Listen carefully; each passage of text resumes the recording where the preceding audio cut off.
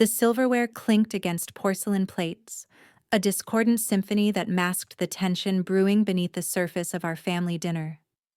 I remember the exact moment everything changed, when the carefully constructed facade of our family crumbled like the dry dinner roll sitting untouched on my plate. "You were a mistake," my mother said, her words slicing through the room with a precision that left everyone frozen. The statement hung in the air, heavy and suffocating. Around the table, my father's hand gripped his wineglass so tightly I feared it might shatter. My younger sister, Emma, suddenly found her mashed potatoes incredibly fascinating, her eyes locked downward. My older brother, Michael, opened his mouth as if to speak, then thought better of it. But I sat perfectly still. Those 4 words, "You were a mistake," weren't just a casual comment. They were a demolition, a precise, explosive charge designed to destroy everything I thought I knew about myself and my place in this family. I was 28 years old, successful, independent, a senior marketing executive at a prestigious firm in Chicago. I'd built my life brick by careful brick, proving my worth through achievements and calculated decisions. And yet, in this moment, I felt like that uncertain teenage girl who always seemed to be trying too hard to prove her value. My mother, Elizabeth Richardson, a retired high school principal known for her impeccable composure and razor-sharp judgments, didn't look apologetic. Her perfectly coiffed silver hair remained immaculately in place, her makeup precise, her navy blue cashmere sweater a testament to her perpetual control. "Excuse me?" I managed to say, my voice surprisingly steady. She repeated it, as if explaining a mundane fact. "You were a mistake, an unplanned pregnancy that complicated everything." The family dynamic had always been complicated. I was the middle child, perpetually caught between Michael's golden boy status and Emma's baby of the family charm. But this was something else entirely. My father, Robert Richardson, a retired corporate lawyer who had always preferred negotiating in boardrooms to managing family emotions, said nothing. His silence was its own form of confirmation. I recalled countless moments from my childhood, the subtle differences in how I was treated compared to my siblings, the slightly cooler tone in my mother's voice, the way achievements that would have been celebrated for Michael or Emma were met with a mere nod in my direction. Now, it all made sense. The dinner continued, surreal in its normalcy. Pot roast being passed, wine being poured, conversations about upcoming family events. But everything felt different, distorted, like looking at a familiar landscape through a fractured lens. My mind raced, trying to process the implications. Was I truly just an inconvenience? A miscalculation in their perfectly planned life? The questions burned, demanding answers that seemed just out of reach. When dessert arrived, a meticulously prepared apple pie that my mother knew was my favorite, I saw it differently. Was this an apology? A manipulation? A peace offering? I looked at her, really looked at her, and saw something I'd never noticed before. Behind the controlled exterior, there was something else. A vulnerability.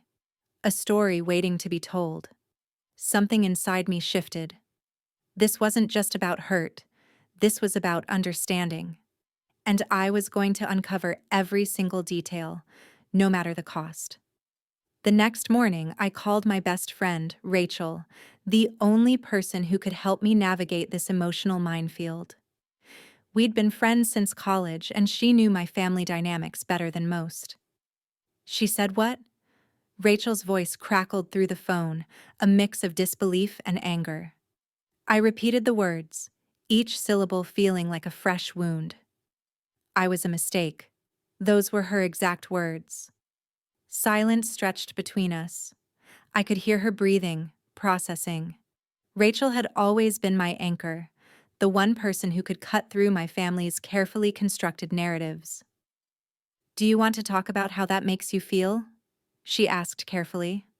The question caught me off guard. How did I feel? Angry, hurt, confused, betrayed. The emotions swirled inside me like a turbulent storm, defying simple categorization. I'm not sure, I admitted. Part of me wants to understand why. Why now? Why tell me this during a family dinner? My mind kept replaying the previous night, the calculated way my mother had dropped her bombshell, the strategic timing, the cold precision of her delivery. This wasn't a slip of the tongue, it was a deliberate revelation.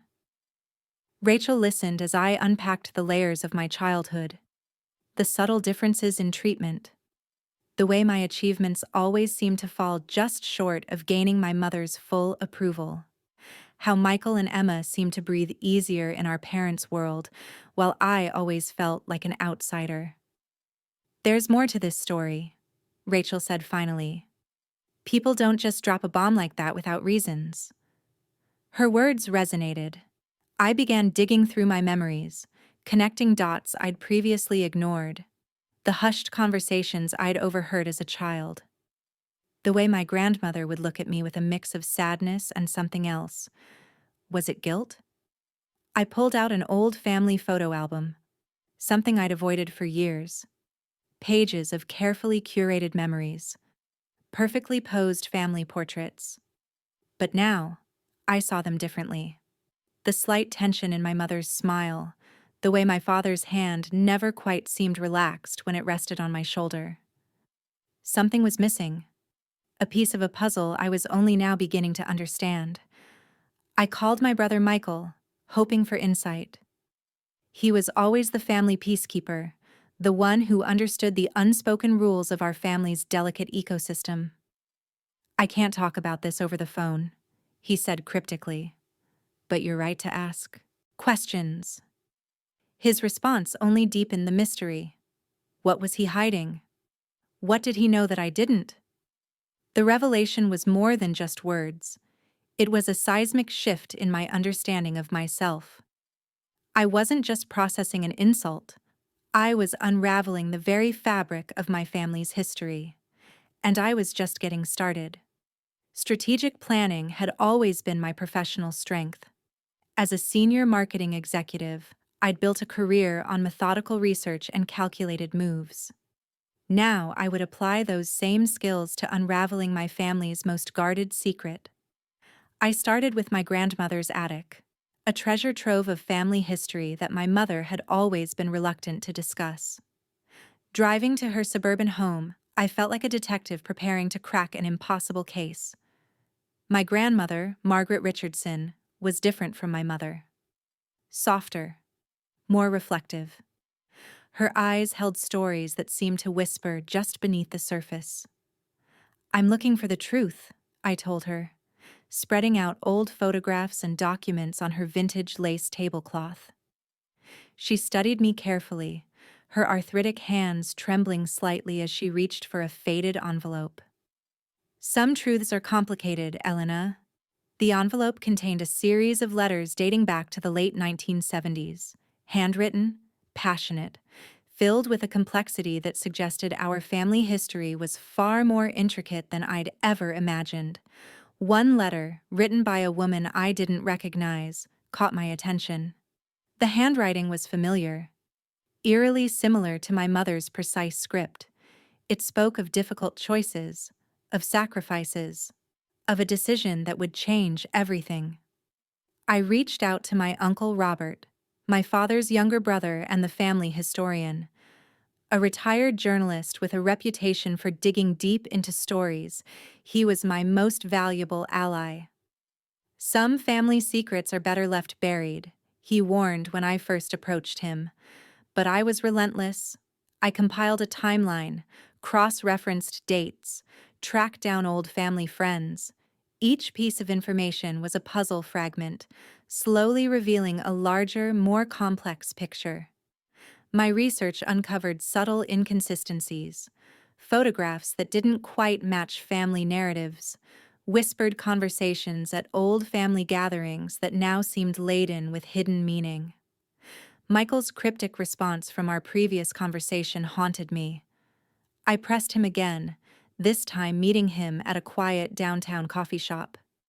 "You're walking a dangerous path," he said, stirring his espresso. "Some revelations can't be undone." But I was beyond caution. The need to understand burned inside me with an intensity that couldn't be extinguished. My approach wasn't about revenge, it was about truth. About understanding the context of my mother's devastating statement. About comprehending the intricate web of family dynamics that had shaped my entire existence. I discovered an old private investigator's report hidden in my uncle's files, dated from years before my birth. It suggested a complex network of relationships and decisions that predated my existence. Each discovery was a breadcrumb, each document a potential key to understanding why I was labeled a mistake. My grandmother watched me with a mixture of pride and concern. "Some truths," she repeated, "come with a price." But I was prepared to pay that price. Whatever it took to understand the full story, to transform from a victim of a painful revelation to the architect of my own understanding. The game was just beginning. And I was ready to play. The confrontation would require precision. I planned a family gathering that would make my mother's dinner table revelations seem like a mere prelude. I chose my grandmother's historic Victorian home, neutral ground with layers of family history embedded in its walls. The invitation was carefully worded, a reunion, seemingly innocent, but meticulously designed to bring everyone together. My father arrived first, looking uncomfortable. Michael came with his wife, Sarah, her hand protectively on his arm. Emma appeared last, her usual carefree demeanor replaced by a nervous tension. My mother, Elizabeth, wore her trademark navy blue, a color that had always represented her sense of control and composure. "I've discovered some interesting family history," I announced, my voice calm and measured. The room went silent. I could see the micro-expressions, a flicker of panic in my mother's eyes, a slight twitch in my father's jaw. Michael's barely perceptible nod. I began by laying out the documents I'd collected. Old letters, investigators' reports, photographs that didn't quite align with the family narrative we'd always accepted. "Let's talk about 1978, I said, my finger tracing a specific photograph. My mother's hand gripped her wine glass. For the first time, I saw a crack in her perfectly maintained facade. "Some secrets are meant to stay buried," my father muttered. But I was beyond stopping. I revealed the first bombshell, a series of letters between my grandmother and a woman none of us had ever discussed. The letters spoke of a pregnancy, of a difficult decision, of a child who was given away. "Who is Diane Reynolds?" I asked, watching their reactions. The silence was deafening. Michael shifted uncomfortably. Emma looked confused. My father's face had gone pale. My mother, however, remained remarkably composed. "Some family stories are complicated," she said, her voice steady. But I wasn't finished. I produced a birth certificate, a DNA test, a series of documents that told a story far more complex than a simple mistake. "I know I wasn't just an unplanned pregnancy," I said. "I was the result of a much deeper family secret." The room felt electric. Decades of carefully constructed narratives were crumbling around us. My grandmother, who had been quiet until now, spoke. "Elizabeth made a choice, a difficult one, but a choice made out of love."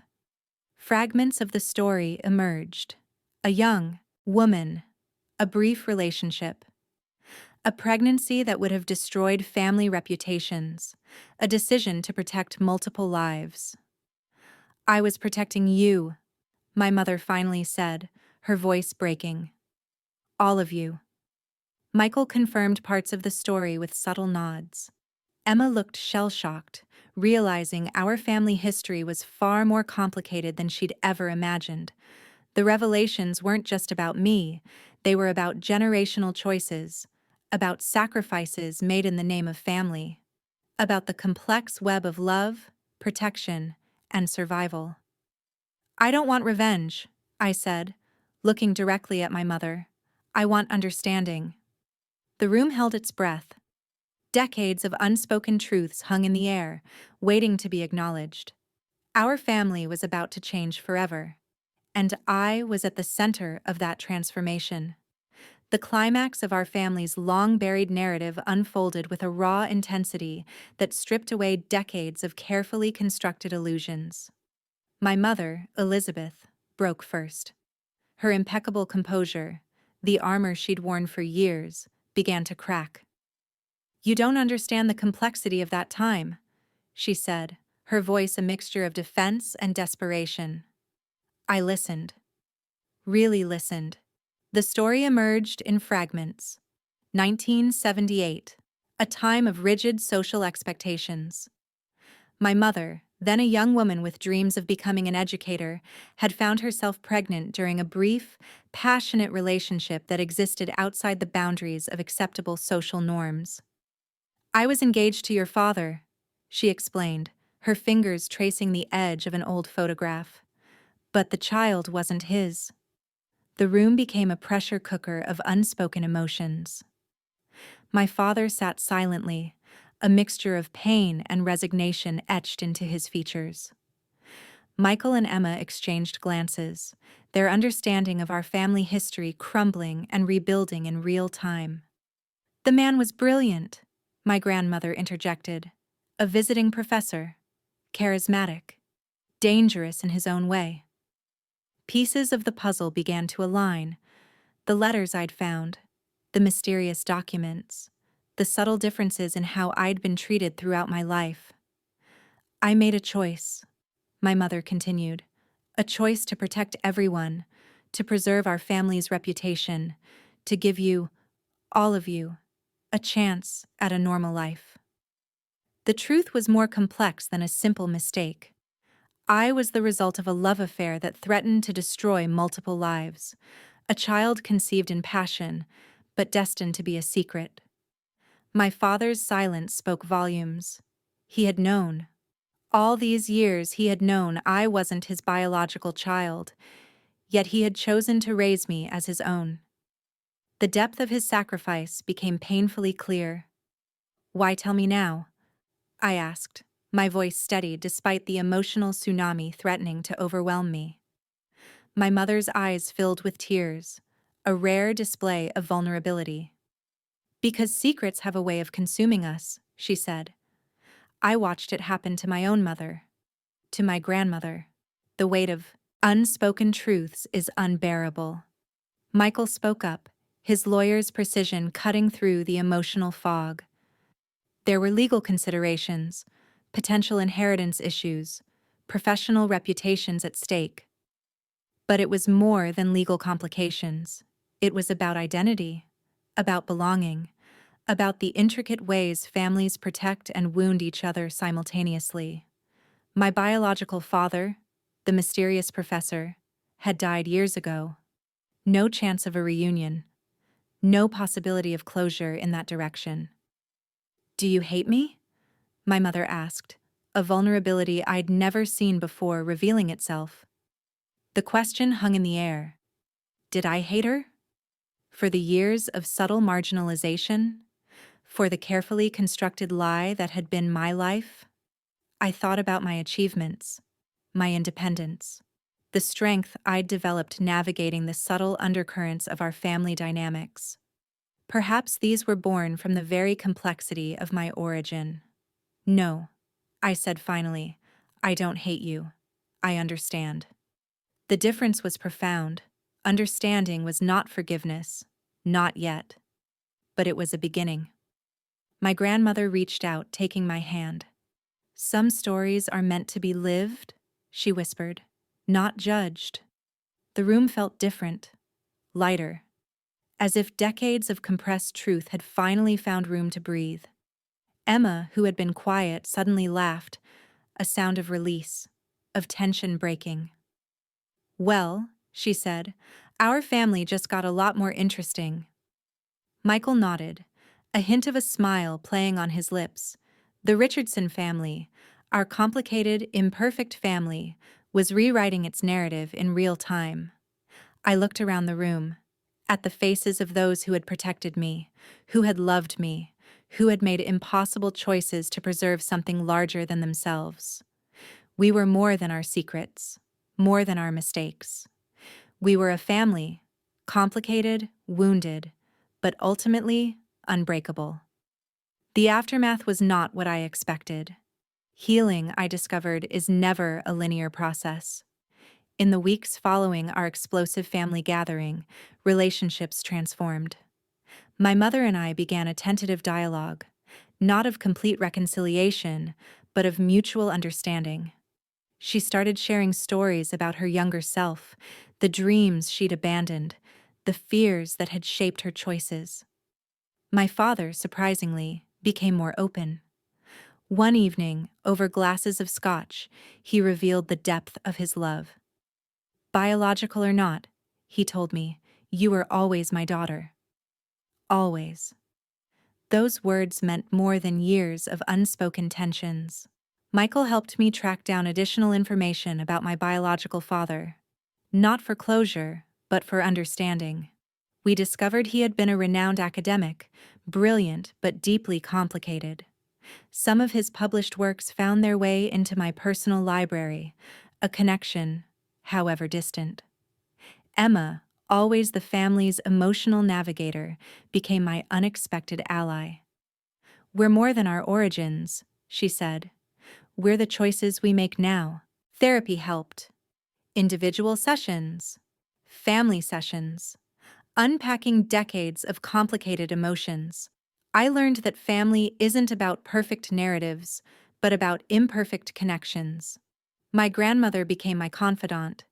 She shared stories about generational secrets, about the impossible choices women of her era faced. We survived, she would say, and survival sometimes looks messy. Professional life became a canvas for my personal transformation. I approached challenges differently. The skills that helped me unravel my family's history, patience, strategic thinking, emotional intelligence, became my greatest professional assets. I wrote, not for publication, but for understanding. Journals filled with reflections, conversations with my younger self.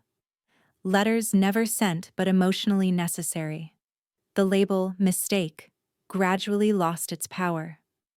I redefine myself, not through my family's narrative, but through my own choices, my achievements, my capacity for empathy and growth. My mother's original statement, "You were a mistake," transformed from a wound to a starting point.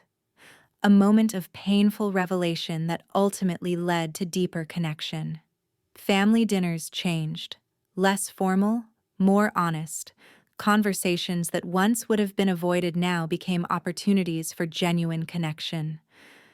I learned that forgiveness isn't about forgetting, it's about understanding, about recognizing the humanity in those who hurt us, about seeing the complex motivations behind seemingly unforgivable actions.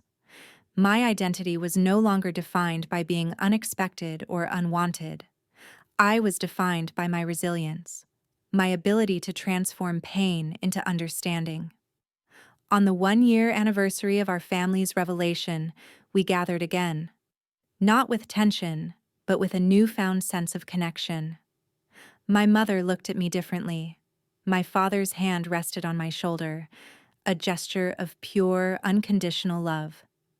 Some mistakes, my grandmother said, looking directly at me, are actually the universe's most beautiful design. I smiled, understanding now that I was never a mistake, just a different kind of miracle.